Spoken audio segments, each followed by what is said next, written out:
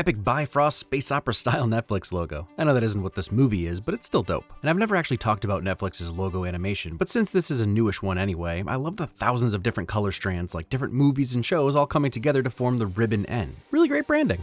At this point, one of my favorite things about the Knives Out-averse is seeing how Blanc's look has changed. And it really is like putting the glasses on as donning the new facade. A priest is a shepherd. The world is a wolf. No. Dang, heck yeah with his immediate disagreement. I don't believe that. You start fighting wolves, and before you know it, everyone you don't understand is a wolf. Which is, a hard thing to do, especially in a disciplinary situation, but the truth matters to Judd, and unfortunately this isn't a foreign belief for Christians. In the world, but not of the world is usually cited, but it gets conflated with or misinterpreted as Christians needing to separate themselves from the people of the world, and that's not at all what Jesus did or wants Christians to do. Christ came to heal the world, not fight it. I believe that.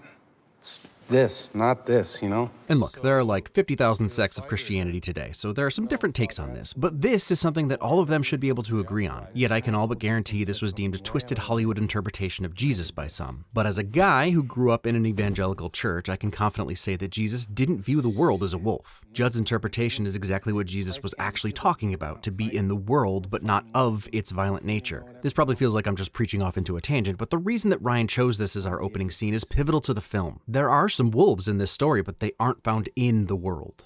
And showing the reality of bare-knuckling someone in the face. Deacon Clark is famously a dick. Nobody's actually that upset that you clocked him. In fact, kind of the opposite. Could there be a better man to hand down judgment while also making you feel like he's your loving papa than Jeffrey Wright? Young, dumb, and full of Christ.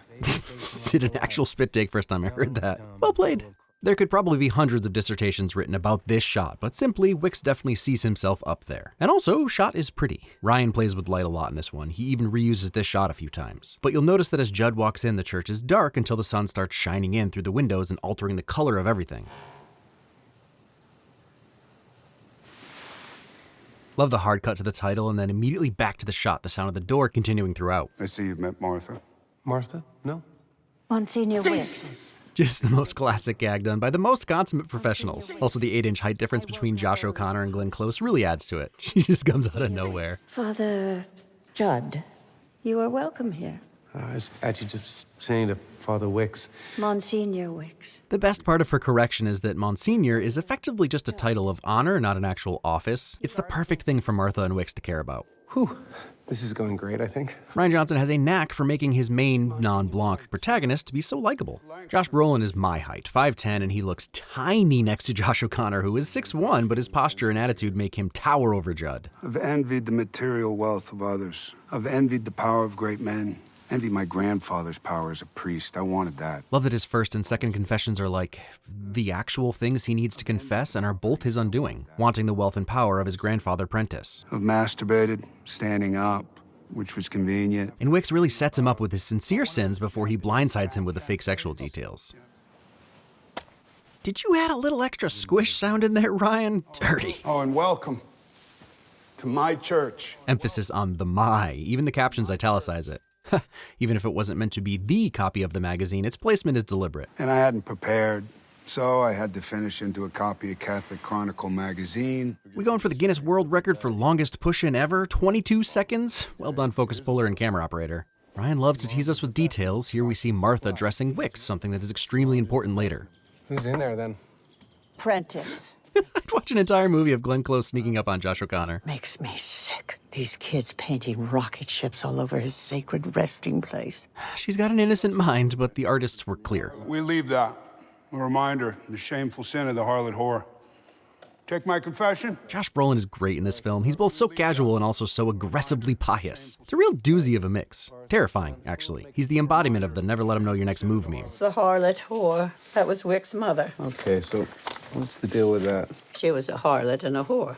Seems pretty straightforward. Holy man's final act of grace was to keep the corrupting evil out of wicked hands. Wild definition. Grace to keep a single mom wicked in poverty. I like how people can use religion to just throw words around to justify being terrible. Goodness, the imagery in this whole sequence. From the stained glass window shards framing the memory as Martha tells it, to the red moon and red hue that's been applied to Grace's destruction of the church, all clearly visual representations of how Martha's attempting to depict the harlot whore as a wolf. I said, Sister Grace, God, your father, will forgive you in his love. Yeah, nobody thinks that's what Martha said, but we can't prove it yet, which is why these movies are so fun. Brain aneurysm, they said. Struck down, I say, by God in his mercy. The flames burning in Martha's eye. And again, Martha's wild definition of mercy. Hey, girl. Hi. Did you fill this up? Oh, thank you. Immediately hate his vibe. Perfect writing, perfect casting. Love that the very unique shade of his eyes is matched between old and young Sai. Else, I was on the cusp, but I just couldn't engage voters. I didn't have that cult of personality thing, I guess. It's hard connecting with people in a genuine way. I know. Wow, I really love Judd's sincere response to Sai's obvious admission of attempted manipulation. Maybe we need to get back to fundamentals. You know, basic building blocks on how to genuinely inspire people. It's like show them something they hate and then make them afraid it's going to take away something they love. Kind of a Veep vibe where on screen it almost feels too silly and then you read the news and realize it's actually pulling its punches. I gotta say, I'd be pretty intimidated to play a priest in a film with the literal hot priest. As a revived reader these days, I cannot convey to you how much I want to read these books. I guess I could read the books they're referencing, like Roger Zelazny's Chronicles of Amber series, or just like Hyperion, I suppose. Looks like Lee's got his knives out. Hey. Opportunistic poetaster. Harlot, heart, you are not. That is an amazing camera move. By the family that the Lord intended, and watch your child burn beneath that burden. The irony here, of course, that in Psalms, God is described as father to the fatherless, a defender of widows, and would absolutely condemn every word of this. Fun fact, nuclear family isn't in the Bible. Welcome to our first Father Judd prayer group. Oh man, I hate it when a well-meaning character is so obviously walking into traffic. He has no idea. Monsignor Wicks isn't coming. No. So, Martha's look here says literally everything. I'm probably going to post this tomorrow. Can I tag you? I prefer you didn't. I probably will anyway. I know. Haha, honesty, Sai is the worst. I'm so sorry your little coup failed this afternoon, Father. My coup, Martha? Really? I mean, kinda, right? He sustains me every day. That's daily bread, right? I think that's what the church should be. That's what I want this church to be, for me and for all of you. That's very clearly not what Wicks wants it to be, even if Judd doesn't know to what extent yet. Could you walk into that church of your own free will and confess your deepest sin to Wicks, Martha, without fear? Yes, I could. Well, good.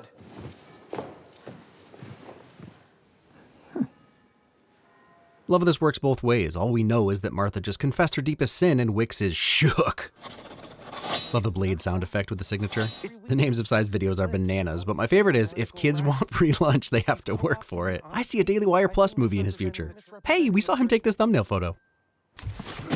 There are lots of things I thought Wicks might do, but extra points to Rian Johnson because that was not one of them. I know it's like the point, but anyone else annoyed we never get to see Judd clock Wicks just once? I suppose knowing that as a boxer, Judd would absolutely body Wicks is enough. I suppose. The world wants to destroy us. Some of it does, for sure, but most of it doesn't care you exist. Wicks' outlook is the same as Reverend Delancey, viewing the world as a wolf, just on steroids. Your version of love and forgiveness is a sop. A sop is a thing given or done as a concession of no great value, which might be the most antithetical thing I've ever heard from a Christian. If the Bible has one message, it's love God and love your neighbor. If it has a second, it's that Jesus came to forgive. Hey, are you good to drive? Yeah. Are you sure? Aw, Trooper Wagner looking out for his buddy. Love how Sam takes the same action that Nat does later lifting the lantern. And you can already see the wolf hanging from his robes. He'd fortify himself, and I would continue the service until he felt strong enough to rejoin and take over. Ha! Fortify has two applicable meanings. Get into a defensive location, and also you fortify wine by adding liquor to it. He's doing both. Sai wasn't bothering to film Judd. You can even see Nat putting the remote back in his pocket. What's wrong? Nat's question is slightly off, just enough to make you wonder. Don't touch anything. Man, you can hear the sound of the flask getting pushed against the wall. Love that Glenn Close is chewing the scenery here, but only because Martha knew she needed to chew the scenery as a distraction. Satan! Satan struck him down, the devil! Or Satan! Dang, she immediately starts laying the groundwork. Ooh, love that music cut as he lifts the pen from the paper like the story got paused. Also, this pause in apparent contemplation is when Judd makes the decision to leave out that he took the flask. He's just not saying the unhonest part. Oh, right, you haven't heard it. It's in a few minutes. Because in the part of my soul that cannot lie to Christ, or myself, or you, I was happy. The old man was dead. This is interesting because I think it has more to do with Judd's own background and personal demons than it has to do with the idea that being happy his abuser is gone is a sin, but he's very much interpreting it as a sin. Forgiveness for thee, not for me. Hello? Everything we want from Blanc. His first line earns him his own counter. Hard to be in here and not feel his presence. This is actually the point behind making churches and cathedrals so jaw-droppingly beautiful, and partially why Rian Johnson went with the Catholic Church for the backdrop of this film instead of the evangelical churches of his upbringing that he said looked like pottery barns. Whose? Oh, God. Oh, yeah. The genuine cultural divide. Something that's an everyday thought for Judd doesn't even cross Blanc's mind, most likely because it's not a Swiss ski chalet with his husband Hugh Grant. It's Complicated. It's complicated. Family. Yeah. Blanc mentions it in a bit with his rant about the church, but it's not impossible to believe that his very religious mother would have been less than loving of Blanc because of what we talked about in the last one. How does all this make you feel? How does it make me feel? Blanc is totally thrown off guard by that question. It's not often that people are engaging with Blanc's opinions. Truthfully? Sure. Well, the architecture, that interests me. You might be thinking, dang, the sun sure is cooperative for this movie. When Judd asks Blanc to give his truth, the sun is bright as day, but when Blanc starts to tear into the religion, the sun fades and everything gets cold. But it's a set, so Ryan planned it that way. Get to a truth I can swallow without choking. Great line. Also, it says something about Judd that Blanc is so immediately comfortable opening up to him. I want to pick it apart and pop its perfidious bubble of belief And I enjoy that this is Blanc's arc for the film. He comes in with a particular goal, and it's witnessing Judd that changes him. You're being honest. It's good. telling the truth can be a bitter herb. Did I trick you? Because look, he says bitter herb. Truth can be a bitter herb.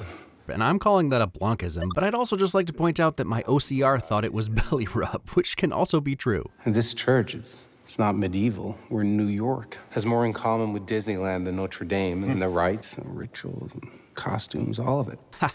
How apropos you should bring up costumes. And then again, the sun back out from behind a cloud during Judd's monologue, warming the tones, even blinding us a little while Judd admits how important storytelling is to spirituality, which is exactly what the film is doing visually. Touché. Padre. Hey, you found him. Ugh, Meg ruins everything. What I see is not a guilty man in torment, but an innocent man tormented by guilt. I love that Blanc had already made up his mind, and as a detective, it serves two purposes. He's putting Judd at ease so he'll be helpful in solving the case, or he's put Judd at ease and he'll let his guard down. This was dressed as a miracle. It's just a murder. And I solved murders. Chills, delivered like an absolute mic drop of a line. Were you the Kentucky Derby thing with the murder and the guy that they caught with the photo? Blanc is always slightly ashamed of his past cases, or at least just doesn't care about them anymore because they're solved. Great quick cuts, dare I say Edgar Wright-esque? I do dare. There's some blood there. There's a wiggly. Tammy, would you mind flipping the meat? He's such a freak. Pancake him. Yeah? Queen of law stuff? She must have moved on from her days helping out Yoda, and now she's, dang, eating a kind bar while pancaking a dead man. I'd expect nothing less from Carrie Francis. And then after the chrism mass on Monday, Martha said she found a small broken window, but nothing else. Well, yeah, she would say that. Do you see that? Ha, you definitely can once you know, but I was so focused on Trooper Wagner's pose at first, and then the bag, I didn't see it. Yeah. Oh. And also Blanc clearly not having noticed the bag. My brain just files it away. Ah, a TV signal going out from the door remote. I owe Detective Elliott a fruit basket for giving me your number. Dang, all the way back to Detective Elliott? My big hope is a reveal at some point that Wagner is a Watcher-type god figure. I love the passion. I just need to feel confident that you know this case is solvable. Well, I'm incapable of not solving a crime. Self-confidence. Of course, Blanc has the first UK edition. Judd removing Blanc's hat from the Jesus bust. Who chose these books? Oprah. Oprah. I knew Oprah was up to something, which is why I'm more of a Jesselnick's book club kind of guy. This lady's always looking at the altar through a crack in the door. No, I didn't see a knife-shooting robot behind him. That's what everyone says. Gideon Fell gives a rundown of all the possible methods of a locked door killing. Possibility number one. Possibility one, next. Possibility two. Possibility two, next. Progress. How many more possibilities are there? Not many. Ah, he didn't say how many. He didn't say the unhonest thing. You can always be honest by not saying the unhonest part. What about a false wall that was removed later? Go to town, Father Brown. Nothing else was found on the floor of this space, yes? And now Judd doesn't have to say the unhonest part by deferring to Geraldine. Can I do anything for you? Leave. She was quick with that one, going right for the throat. False priest. Sorry. But yeah, if finding the facts with that detective puts me against you and this flock, then so be it. Sorry. The double apology. He's so polite, even when he's angry and even when he's in the right. Joseph Gordon-Levitt making his usual audio cameo as the announcer.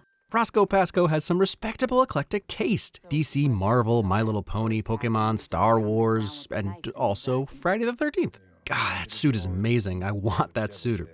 Maybe I just want to look like Daniel Craig. The story of the Reverend Wicks's murder. Monsignor Wicks. Monsignor Jalapeno. I don't care. Got him. Okay, it's the suit to be Daniel Craig and to have conversations about murders in front of this fireplace. Fortified himself. Oh, clever word in there. Dang it, I already explained it. Now Blanc is making me look silly. The spirit really moved him today, huh? Ha, it's different this time. Spirit. The one good person in this whole place. Getting sober saved his life. Which makes Sam's fate all the more tragic. On first viewing, Martha's stare comes off as sadness and the reality of Wick's death hitting her, but knowing what we know, she's scared about locking Sam in there. I don't care what the internet says. I think it's a chance you didn't do it. Compliment? Validation. Benoit frickin' Blanc and I are gonna ask you all some questions, and you're gonna answer them. We're gonna get to the bottom of who killed Monsignor Wicks, okay? Okay. Love the confidence. Love the live-action Linguini energy. So let's do this thing! Before you know it, the idiot versions of all of us will end up on Netflix. Oh, the idiot versions. Dang, self-burn. Also, I've been following along at times with the original screenplay or possibly the shooting script, and there are some amazing moments I'm sad were either never filmed or cut. Jenna Ortega. Jesus. It's a miracle. I can walk, Martha. Just hurts. Glenn Close is really killing it with the funny jump scares. What was that meeting actually about? I'll tell you. I recorded the whole thing. Just hit play. Johnson is often giving nods to classic mysteries, and this moment feels like it owes a lot to the 1985 masterpiece Clue the Movie. Another great moment where the cut on the sound is so jarring. From a loose woman of no importance, who I knew for one night and haven't seen in 30 years. Even in his admission of guilt, he makes it the mother's fault. How is the woman loose, but he is not? Misogyny, children, that's how. You're all standing by your man. I think it was her intention, so it played in all of your heads too, right? We do not know. Right, how she... Right, with various sources, we don't know that. We don't... What exists? Does any of this exist? So... That was good. I now see why his hot sauce took off so well. That's Jeremy Renner's small batch hot sauce. Yes, he sends me like a pallet every year. Take a few bottles. We're with you, Monsignor Wicks, and literally nothing that you say or do is going to change that. Cultist says what? Look, I know a lot of this feels on the nose, but... I mean, I literally just watched a prominent Christian leader compare our president's trials to those of Jesus Christ. This is not fantasy. I would have thought this was too much, but we're there, man. And Lee. Ooh, I do not care for that. Don't even need to know what he says next, just his tone. My name, nah. And Vera, you are your father's nightmare. He would be so ashamed. While they're not all the best of the best people, two of them are literal murderers, but Lee and Vera not sticking up for themselves at all shows the power he has over them. It's honestly terrifying to think people would let it get this far. Simone, I cannot heal a faithless woman. And all of his insults are mean, but Vera and Simone's are the most tragic, which makes sense since Wick absolutely and actively despises women. When you turn your mother into an archetype, it becomes easy to categorize all women into that category of harlot whore. And to hell with you all. I mean, Josh Brolin really does kill it though, huh? I think I've said it before, but I think he might be a little scary IRL. I hate this place. I hate the sad flock of losers. The fact that he hates Chimney Rock and his church shows that him making Judd feel unwelcome is just pure selfishness. He himself doesn't even want to be there, but he sure isn't going to let someone else be in charge. Give me 4 years. You could be president. I mean... Together, we can build a real empire. As father and son. Like in Star Wars? Yeah, exactly, like the rebels. The funniest and probably most realistic thing about Cy is that he doesn't really believe or care about any of the things he thinks will make him whatever he wants to be. Can you think of anything related to Eve's apple that might contain that number? I feel like any character besides Cy would have seen through their attempt at subtlety. It's literally right behind them. In case you don't speak Russian, that's Cyrillic for Peter Carl Fabergé. The K for Carl, obviously. This is hollow. Yeah, do it. Blanc hates the church, but is still a gentleman. He's not going to smash a little Jesus without the priest say so. Smashing one Jesus with the other. Now remind me to file this. File that. He's just like me. I love that joke. Well, I've been to that church of yours, but I don't think you were there. I'm relatively new here. Louise, I have to it was ask. An older guy, Father... Monsignor. Father Monsignor. Okay, well... Mr. Doctor. Will you pray for me? Yeah, of course. Truly love how quick this change happens. His priorities change immediately.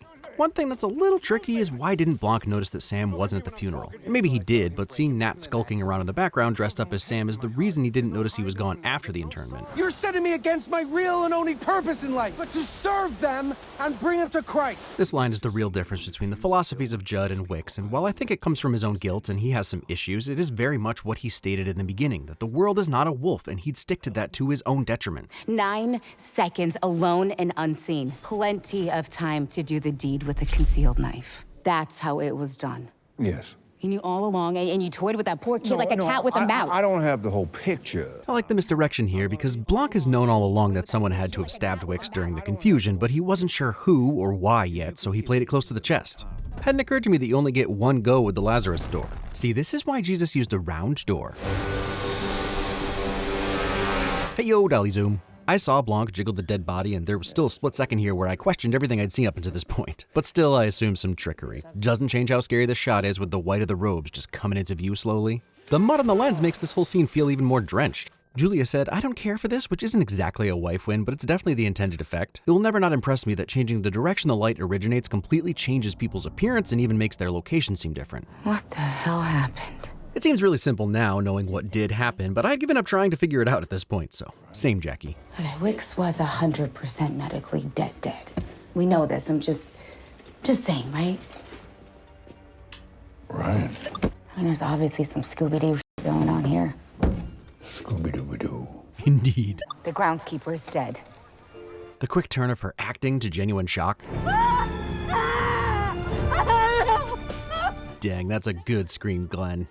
When did Glenn become a masculine-only name? Or was it back then, but she just owns it? Anyway, Martha knows where his body is because she knew what the plan was. You murderer! But he has returned. And he brings vengeance! He brings death! I mean, I don't even know if that energy is gendered. Fear, divine wrath, is Jeremiah to gender? I mean, it's uncanny, but also you might want to get some sleep. Well, I'm gonna go witness a miracle. You enjoy your cigarette indoors. Don't smoke, and definitely don't smoke indoors, but dang, there is it's a special level of not giving an F. Can't believe I missed the flirty dancing kitties earlier. Skimbleshank's the railway cat from Cats because, of course, even Blanc knows to be a little ashamed. I'm not saying men don't or can't decorate with butterflies, but Nat's entire house doesn't feel like it was done by him, which adds to the idea that his wife left him fairly recently, and he's probably not changing anything since he wants her to come back. Oh. What's that smell? Blanc knows. Definitely the most horror adjacent of the Knives Out films, which are usually campy in their murderousness. Now that's an entrance. Dr. Nat. In the flesh. Yeah, what's left of it? I killed Samson. I have to do this. I have to do it of my own free will or it won't mean anything. Blanc's whole time with Judd has affected him, but this is the line that changes everything for him. One last shadow on the cross. Rage. I'm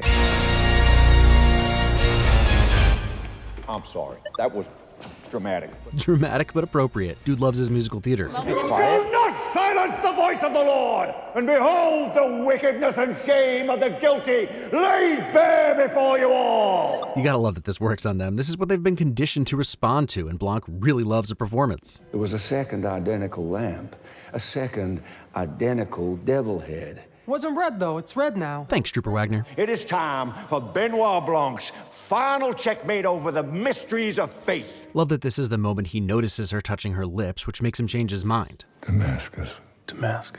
To be fair, the blinding light was a large part of Saul's transformation into Paul, so I can't really blame Blanc. It seems like he's just looking at the flock in general, but Blanc looks at Martha and she knows that he knows. I cannot solve this case. Love the double meaning. Not cannot in that he is incapable, cannot as in his newfound grace prevents him. I cannot solve this case. That works. And I love that as he confirms he's not going to take Martha's chance at confession away from her, the sun goes back behind a cloud. And would you consider blurbing my book? No. That no. Impressive levels of being an absolute doofus. Can't believe he's also Professor Moriarty. What we've witnessed is a miracle confirmed by Benoit Blanc himself. Perfect headline for what was actually said. No notes. You believe in God and all this mishigas is real? No, God is a fiction. My revelation came from Father Judd. Even in Blanc's moment of grace, he still finds religion despicable. He is who he is. His example, to have grace for my enemy. And it might not seem like that big of a deal, but this is Blanc's whole thing, the denouement. So he's given that up for her. And you made yourself the fool. So that you could do this of your own free will. Thank you. And I like that Martha thanks and respects Blanc for this. Makes her slightly, just the tiniest bit more likable. Framed in red stained glass again. Grace, she discovered that he had bought the diamond. I don't know how. She knew her fancy brands. She loved revealing clothes and her fancy brands.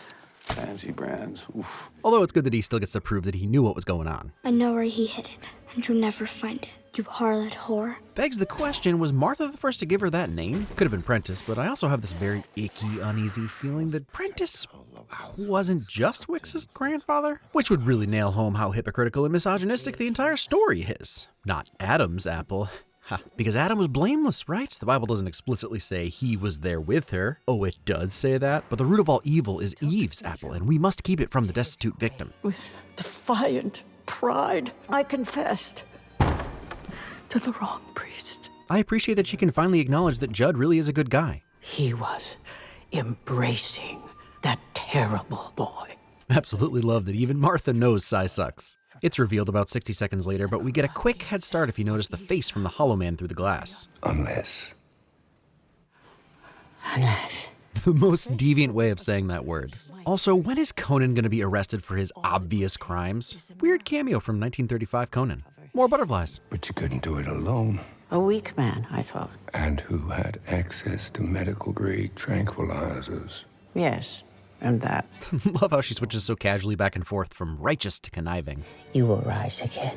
I promise. He didn't understand why we were doing it. Anything for you, my angel. But he trusted me. They're the same lines we heard her say in real time, but knowing they're not coming from insane zealotry, but romantic love really changes how they land. It would definitely bring it all into perspective for her. Eve's apple being the root of all evil in some superstitious way, when really, yeah, large sums of money will make good people do bad things, to say nothing of what it does to bad people. Our protagonist Boxer gets punched a lot, but Samson very much gives the vibe that he could easily knock someone out with one punch. The little glint of a sparkle on the sickle, mirroring the diamond like it's calling to him. I had understood it all. Never go against a Sicilian when death is on the line. These things I did with hatred in my heart. Interesting that she uses Judd's language as if she's finally realized he's the only redeemable one among them. Yeah, seems like that's exactly how that'd happen. Inside my heart, I know vengeance is mine. Baller line, Batman. And honestly, incredible that she pulled this off. Hate to say it, but badass bad zealot. I have lied, I have killed, and now I have topped it all off with a real doozy. Can't not win doozy as a placeholder for suicide. Forgive me, Lord, for Wix and Nat, my sweet Samson. And Grace. This is what truly separates Judd. From his point of view, her soul's resting place depends on this moment, so he's not doing this for Grace or for himself, but only for Martha. Grace, I see it now. That poor girl. And an incredible moment. The whole time, it never occurred to her that Grace had also been hurting because she didn't see her as a person, just a sinner. You're really good at this. It's a fun line that gets a laugh, but also he genuinely needed to hear it. Compliments. Appropriate reaction. Also love that she was bringing it back since she realized that it had also corrupted her. Love it. He solves murders. He's not getting involved in this. Also, you know that he believes that whatever Judd does will be the correct thing. Ha! Bunch of dudes. Well, Walters, but you know what I mean. Blanc just keeps redefining the word dapper. Little punk bitch. I love Jeffrey Wright. Jeffrey Wright is always a win. Wix truthers keep flooding our Facebook. It's an outhouse fire. Realism. Hugging. My first mass is coming up if you want to stick around. That's so nice of you. There is nothing I would rather not do.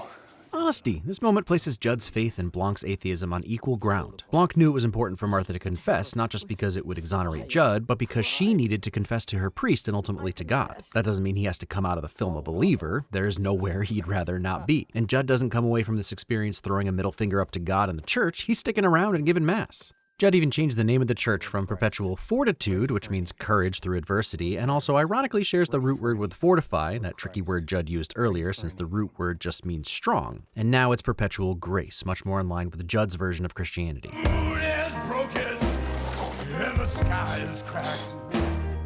Tom Waits is always a win, even if I prefer the Joseph cover. Is all that you lack. Welcome. One line to show how different he is than Wix. He's actually welcoming people into the church. Huh, must have put Sam Sickle in there? It's weird. Love this, dare I say, hopeful revamped flowery title card. And again, as always, actor portraits make me love each of them all the more.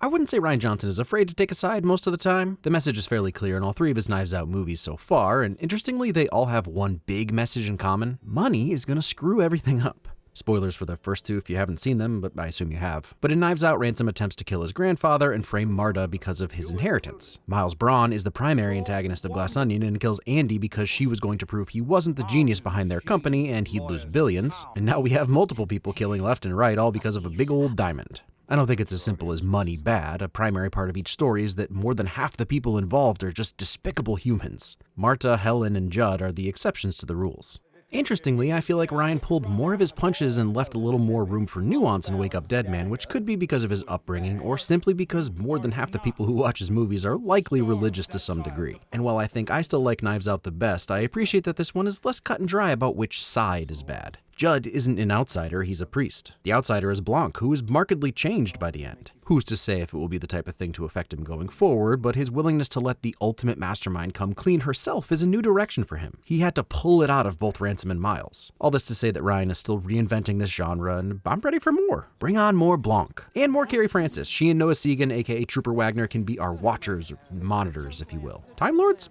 Sure.